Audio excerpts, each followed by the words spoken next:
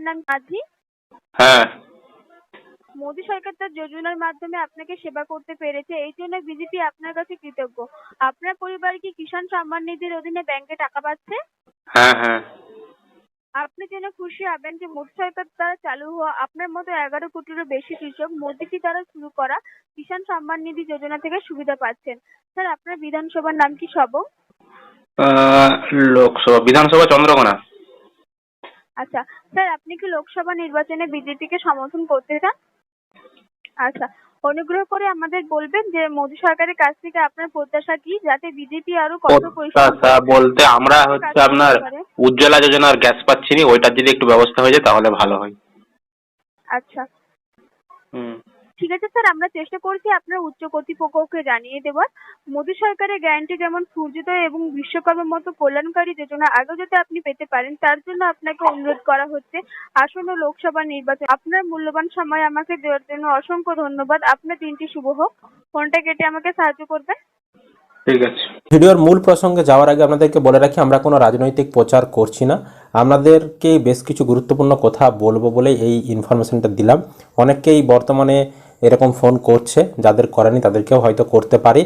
এবং সেটা যে পার্টি হোক বা যে যাদের থেকেই হোক, বা এটা একটা বিভিন্ন ওনাদেরকে একটা ভোটের আগে একটা সংস্থাকে এরকম দায়িত্ব দিয়ে দেয়, তারা এরকম কল করে করে একটা সমীক্ষাও করে যে কারা কাকে ভোট দিবে বা কারা কাকে পছন্দ করছে, কোন দলকে, বা সরকারের বিভিন্ন প্রকল্পের সুবিধা পাচ্ছে কিনা।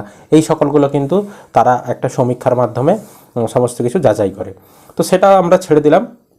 তো আরও একবার বলে দিচ্ছি, আমরা কোনো রাজনৈতিক দলের প্রচার করছি না। তো মেন বিষয়টা কি, বর্তমানে দেখবেন এরকম ফোন করা হচ্ছে, ফোন করে আপনার কাছে জানতে চাওয়া হচ্ছে আপনি পিএম কিষাণ প্রকল্পের টাকা পান কি না, হ্যাঁ, কোনো সমস্যা আপনার রয়েছে কি না, হ্যাঁ, কেন্দ্র সরকারের কোন প্রকল্পে আপনার সমস্যা রয়েছে, কোন প্রকল্পের আপনি সুবিধা পান না, হ্যাঁ, এগুলো কিন্তু আপনার কাছে জানতে চাওয়া হবে। আপনার বিধানসভার নাম জানতে চাওয়া হবে এবং আপনি বর্তমানে কেন্দ্রীয় সরকার যারা রয়েছেন তাদেরকে আপনি সমর্থন করবেন কি না সামনের ভোটে, এরকম কিন্তু আপনাদের কাছ থেকে মতামত জানতে চাওয়া হবে।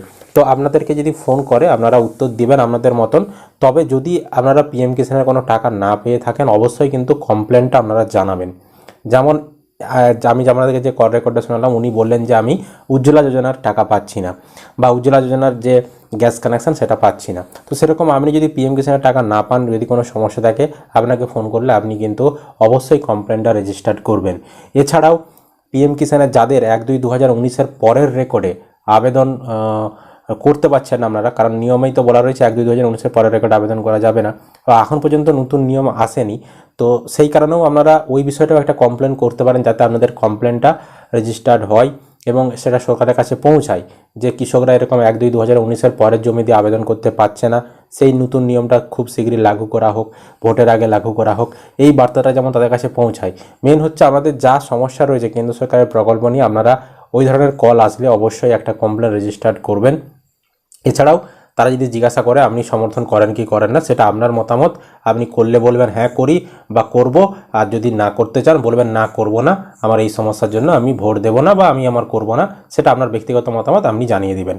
তো মূল বিষয় যেটা, আপনাদের যদি কমপ্লেন থেকে থাকে বা আপনাদের যদি কোনো অভিযোগ থেকে থাকে, কোনো সরকারি সুবিধা থেকে আপনারা বঞ্চিত হন, অবশ্যই কমপ্লেনটা আপনারা করবেন। এটা একটা সুযোগ রয়েছে আপনাদের বার্তাটা পৌঁছানোর। তো অবশ্যই আপনারা কিন্তু কমেন্ট করবেন, তাদেরকে বলবেন, অভিযোগ জানাবেন, যাতে সেই বিষয়ে সরকার চিন্তাভাবনা নেয়। কারণ সামনেই ভোট রয়েছে, তো সব দলই চাইবে যে সুবিধা দেওয়ার জন্যই। তো এই সুযোগটা কিন্তু হাতছাড়া করবেন না। যদি হাতছাড়া করেন তাহলে কিন্তু আবারও 5 বছর বাদে কিন্তু ভোট রয়েছে, বুঝতেই পারছেন।